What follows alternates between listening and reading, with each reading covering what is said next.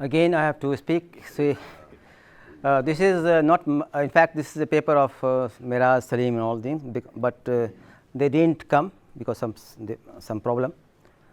So, last moment I got a news that because you are coming here, so you are supposed to deliver. So, just I will, because this is a similar problem. Earlier we have Boyon inequalities, here they have studied generalized Wintgen inequalities. So, method is similar. So, I am not supposed to explain all these things here. So, I have some slides. So, I will explain a few things. Here we have Wintgen inequality. What happens that in I think 17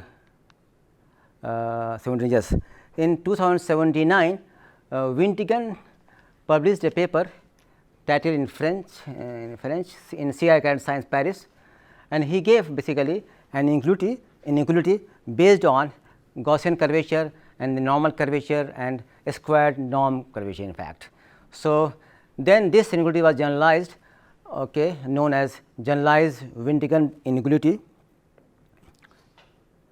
So, and also here the submanifold in my talk I have taken general submanifold, not particular, but here they have taken a particular submanifold known as Legendrian submanifold. See, in symplectic geometry we have Lagrangian submanifold. If you have any submanifold dimension n emerge in 2m dimension, then when n and m coincide, when dimension of submanifold coincides with dimension m, then we say that this submanifold is Lagrangian. But analogous to this, in contact case, when we have a submanifold of dimension n emerged in 2m plus 1 dimension, then we say that when n is same as small m, then this submanifold is called Legendrian.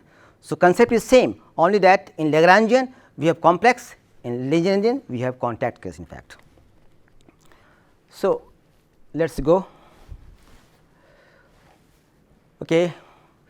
So, there are some papers based on this generalized Wintgen inequalities for Lagrangian submanifold in complex space form, appeared in 2014, nonlinear analysis, and then again we have on the generalized Wintgen inequalities for Legendrian submanifold in second space form, appeared in Tohoku Math journal by same author Mihai, and then also Mihai with Edin worked on Wintgen inequality in spherical surfaces also, and this is basically a paper of Opazda Buchner techniques for statistical structures, appeared in Analysis Global Analysis and Geometry.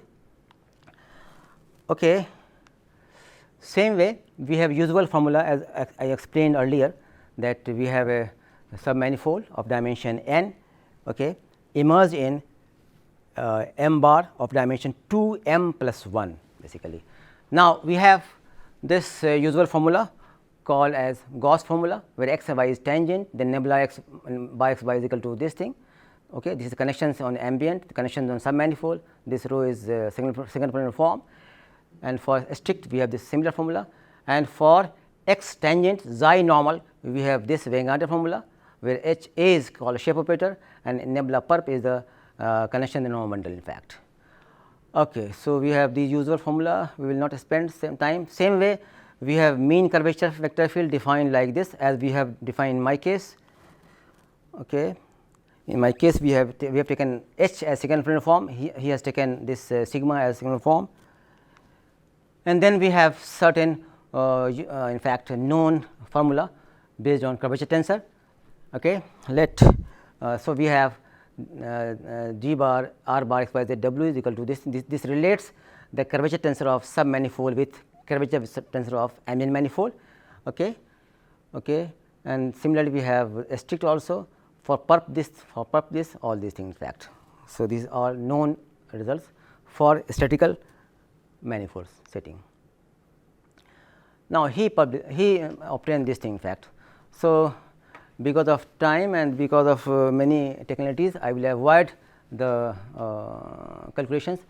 So, let n be a, of course, n is of dimension small n. Let n be a Legendrian submanifold of Sasakian statistical manifold and n bar of constant phi sectional curvature C. Then we have rho perp means normalized curvature is less than equal to this in fact. There is some error also here. So, let us suppose that in fact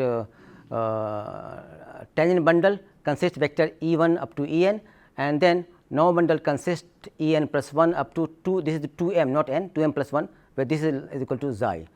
And then this is the formula for tau, and then this is formula for rho as usual, and then by the definition of normalized scalar curvature we have this formula. By putting the value of r perp is strict, okay, we have this thing, and then by using this thing that 2 sigma naught ik is equal to 2 sigma naught ir plus this thing, we have this not in fact 2 sigma naught ik is equal to sigma, this is not this is error, not error, not is not here. So, plus sigma ik star. So, using this in here we have these calculations, and then now because till now we do not have inequalities, but we want to have inequalities. So, we use this inequality that x plus y z whole square is less than or equal to 3 times this thing, and then using this thing we have, because here what we have, so we arrange this thing in terms of this, okay, square square square. So, plus this term. Now, using simple calculations for the mean curvature vector field, we have these calculations, and by using Gauss formula this we have this in fact, which implies this in fact. And now, what so this we obtain by multiplying in fact by 4, we can have 6 times this thing and 12 times this thing and this thing, and perhaps this is the result. So, this is the inequalities which he wished to obtain, and these are some references like Ahmad's paper, and then this is second one is called DD-VV conjecture, means D Schmidt and Dillon and Verstraeten and Valenkin. This is called DD-VV in fact conjecture, and then there are some papers of normal scalar curvature conjecture and its application, and then these fundamental papers on statistical submanifolds, and this is the basic paper by Wintgen known as Wintgen. So, this is some idea of these things in short. Thank you.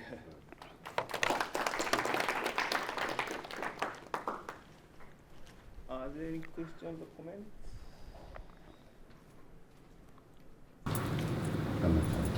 Oh, yeah. So, comment that okay. The general preoccupation behind this is, from my viewpoint, is the theory of deformation. When you try to deform a static manifold, and what are obstruction?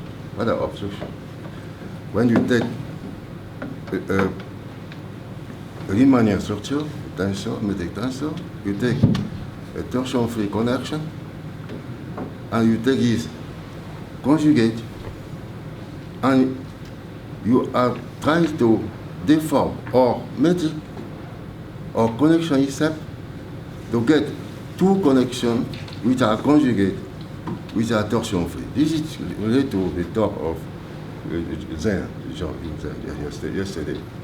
Behind this is the general conjecture of Gerstenhaber. We say that if you have a strict theory of deformation, then you have a cohomology theory which controls this theory of deformation. Okay, this is the talk here is a numerical version of this sort of question. And but in general, it is difficult to find a homology theory which is related to a theory of deformation. Because what means that a cohomology theory controls deformation? Realistic deformation means you have defined, well defined, what means you deform something.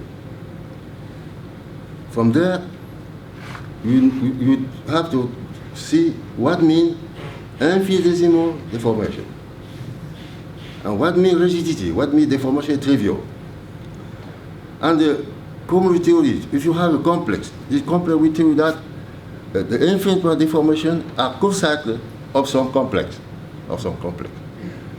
And that the rigidity, we mean that some two-dimension cohomology class is 0. That could be trivial. Okay, but this is what is done here. This is here is a calculation version to understand how you deform things. But this is my comment. Okay. I have a comment. So, Efron was introduced the notion of statistical curvature in 1975 in his paper. So, statistical curvature measures the difference of statistical submanifold curved exponential family and the target exponential family.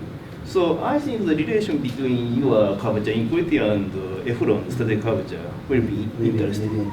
Very interesting, yes. So I think Efron's curvature is the origin of curvature on statistical submanifold. Very interesting. Yeah. Okay. Okay. Any other comments? So let's thank the speaker again.